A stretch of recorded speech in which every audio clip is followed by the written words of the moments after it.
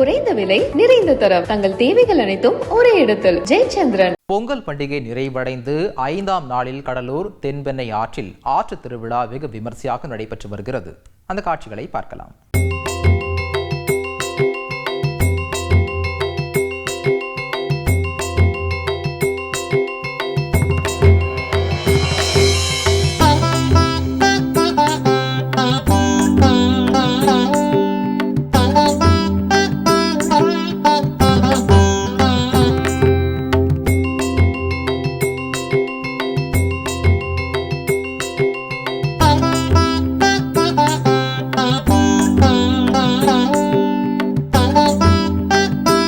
இது குறித்த கூடுதல் தகவலை செய்தியாளர் தேவநாதன் வழங்கிட கேட்கலாம்.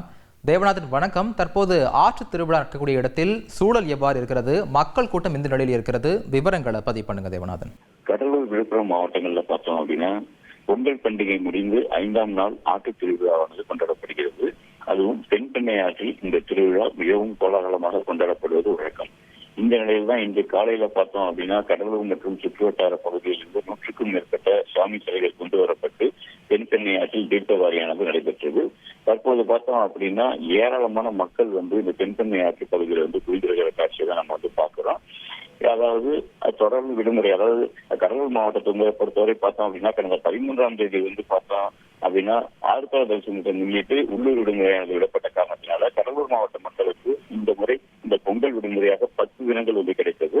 இந்த விடுமுறை நாளையுடன் முடிவடைய உள்ள நிலையில ஏராளமான மக்கள் தற்போது இந்த தென்பெண்ணை ஆற்று கரையில குவிந்திருக்கிறாங்க. மேலும் பார்த்தோம் அப்படின்னா இந்த ஆண்டு அளவுக்கு அதிகமான வெள்ளம் தென்பெண்ணை ஆற்றுல சென்ற காரணத்தினால ஆற்றினுடைய தன்மை மாறி இருக்கிறது. அதன் காரணமாக பொதுமக்கள் தென்பெண்ணை ஆற்றில் இறங்கி குளிப்பதற்கு காவல்துறையினர் தடை வைப்பதும் படகுகள் மூலம் அந்த பகுதியில் தொடர்ந்து கண்காணிச்சுட்டு இருக்காங்க. அதாவது இன்று இரவு 8 மணி வரை இந்த தென்பெண்ணை ஆற்று திருவிழா இந்த பகுதியில் நடைபெற உள்ள நிலையில் ஏராளமான மக்கள் தொடர்ந்து வந்த வண்ணம் உள்ளார்கள்.